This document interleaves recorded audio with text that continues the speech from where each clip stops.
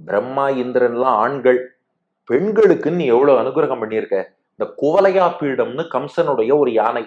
அந்த குவலையா பீடத்தை கண்ணன் ஏன் அழித்தான்னா, அதுக்கு மாமுனிகள் சுவையா ஒரு வியாக்கியானம் கொடுக்கிறார். கம்சனுடைய யானை குவலையா பீடம் இருக்கே, மதுரால உள்ள பெண்கள் எல்லாம் துன்புறுத்திட்டே இருந்துதான். அதனால கண்ணன் பார்த்தான், அடடா மதுராவில் உள்ள பெண்களுக்கெல்லாம் இந்த குவலையா பீடம் யானை ரொம்ப இடைஞ்சலா இருக்கே, இதை அழிக்கணும்னு அவன் முன்னாடியே திட்டமிட்டு இருந்தானா. கரெக்டா கண்ணன் மதுராவுக்கு வரும்போது கம்சன் குவலையா பீடத்தை வச்சே கிருஷ்ணனை அழிக்கணும்னு பார்த்தான். கண்ணன் பார்த்தான், ஓ அந்த குவலையா பீடமா நீ, மதுராவில் உள்ள பெண்களை எல்லாம் நீ தானே துன்புறுத்தினாய், என்ன பண்ற பாருன்னு சொல்லி வேழமும், வேழம்னா யானைன்னு அர்த்தம், இங்க கோலையா பீடம்னு அர்த்தம், அந்த வேழமாகிய கோலையா பீடத்தை அடித்து ஒழித்தாயே.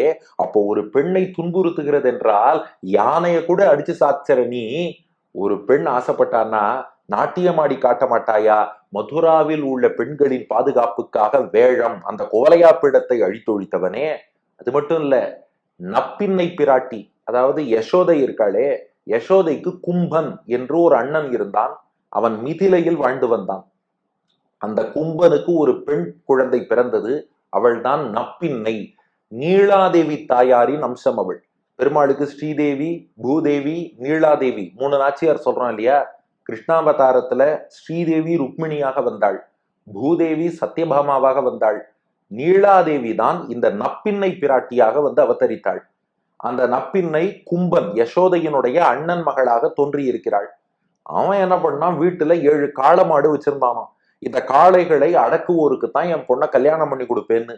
ஆனா என்ன எடுத்தான், அந்த 7 காளைகளுக்குள் 7 அசுரர்கள் உள்ள நுழைஞ்சுட்டாலும். இந்த வரலாறு ஹரிவம்சம் என்ற புராணத்தில் சொல்லப்பட்டிருக்கு. மணவாள மாமுனிகளும் வியாக்கியானத்துல காட்டுறார். அந்த 7 காளைகளுக்குள்ள 7 அசுரர்கள் நுழைந்து நப்பின்னை பிராட்டிக்கு ஏதாவது தீங்கு செய்ய முடியுமான்னு பார்த்துட்டு இருந்தாலாம். நம்ம கண்ணன் பார்த்தானா, ஏண்டா அங்க தொட்டு இங்க தொட்டு என் மாமன் மகளுக்கே தீங்கு இழைக்கலான்னு பாக்குறேடா, நான் விடுவேனான்னு சொல்லி கண்ணன் என்ன பண்ணா, அந்த 7 காளைகளை அடக்கிறேங்கிற சாக்குல அந்த 7 காளைகளுக்குள்ளும் ஒளிந்திருந்தார்களே அசுரர்கள், அவளை அழிச்சு ஒழிச்சுட்டானா.